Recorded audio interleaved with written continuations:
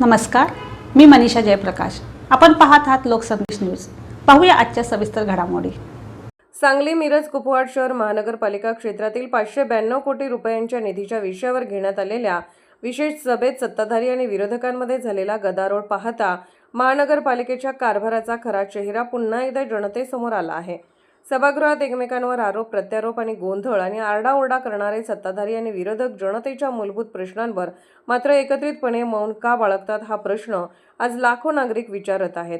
जनतेला आता हे नाटक समजले आहे. 592 कोटी रुपयांच्या निधीच्या विषयावर एवढा गदारोळ कशासाठी?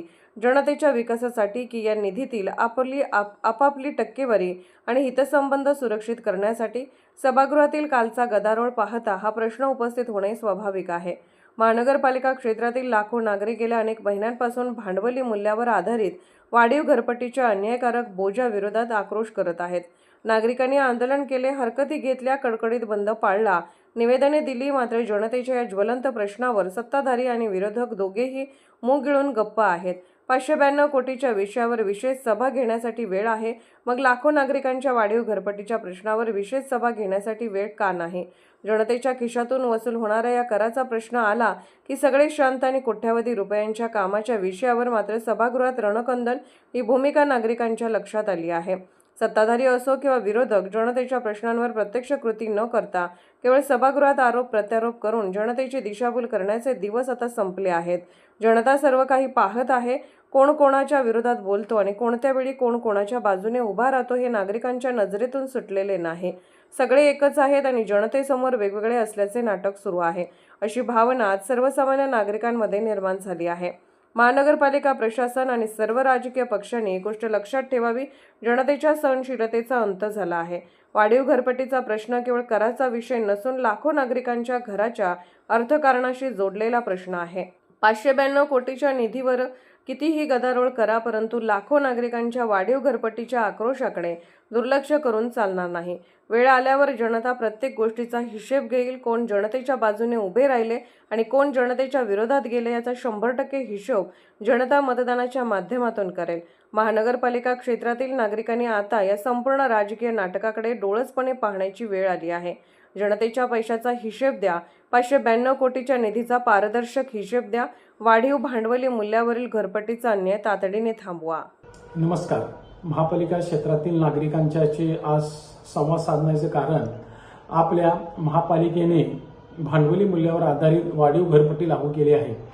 त्याबाबत गेल्या 2.5-3 महिन्यांपासून आपण लोकशाही मार्गाने विविध पद्धतीने पाठपुरावा केला. त्याचा शेवट म्हणजे आपण महापालिका क्षेत्रात ऐतिहासिक असा 100% कडकडीत बंद केला. आपण हजारोच्या संख्येने मोर्चात सामील झाला. तरी सुद्धा महापालिका प्रशासन असेल, राज्य सरकारचे प्रतिनिधी, पालकमंत्री असतील, इथले स्थानिक आमदार असतील, खासदार असतील, कोणतीही दखल घेतील असं चित्र सध्या दिसत नाही. महापालिका प्रशासन तर आपल्या आत्ममग्न असल्यागत आपापल्या नादात मशगूल आहे. नाईलाजाने राजकीय भूमिका नाही, कारण आपल्या वाढीव कृती समितीमध्ये सर्व पक्षाचे बाधित नागरिक सहभागी आहेत.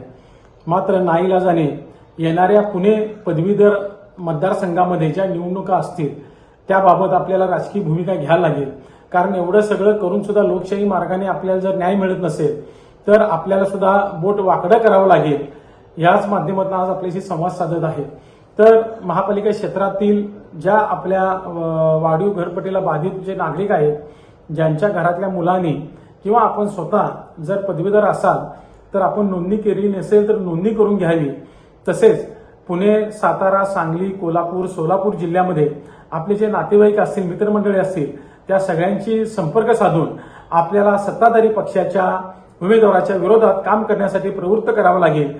याचा दखल घेऊन अजून सुद्धा 15 ऑगस्टपर्यंत पालकमंत्री सांगलीत ध्वजारोहणाला येणार आहेत.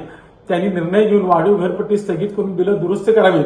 अन्यथा पुणे पदवीधर मतदारसंघात आम्ही विरोधात काम करू आणि याहीपेक्षा वेगळ्या पद्धतीनं हळूहळू आंदोलनाचे टप्पे वाढवले जातील.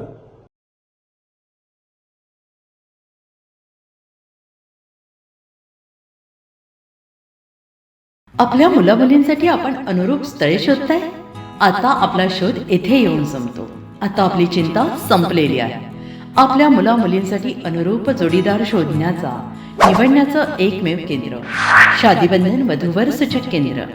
या संस्थेमध्ये सर्व समाजातील 70,000 पेक्षा जास्त स्थळे नोंदणी असलेले असे शादीबंधन वधूवर सूचक केंद्र, संपूर्ण महाराष्ट्रात आणि कर्नाटकात प्रसिद्ध असलेले एकमेव वधूवर सूचक केंद्र म्हणजे शादीबंधन वधूवर सूचक केंद्र, ज्यांच्याकडे आहे सर्व समाजातील सर्व जाती आणि पोटजातीतील 70,000 पेक्षा जास्त स्थळांची नोंदणी, आपल्या इच्छेप्रमाणे वर्गवारी करून अनुरूप स्थळे निवडण्याची सुविधा. एक वेळा जोडले जा आणि आपलं जीवन सफल करून घ्या. हजारोंनी याचा लाभ घेतला आहे. आपणही आपल्या मुलामुलींसाठी, विधूर, विधवा, वयस्करांसाठी योग्य स्थळांची निवड करा. एक सुवर्ण संधी घेऊन येत शादीबंधन आजच संपर्क करा. शादीबंधन वधूवर सूचक केंद्र, लोकसंदेश न्यूज ऑफिस समोर, महाराष्ट्र स्क्रॅप जवळ, 100 फुटी रोड, सांगली.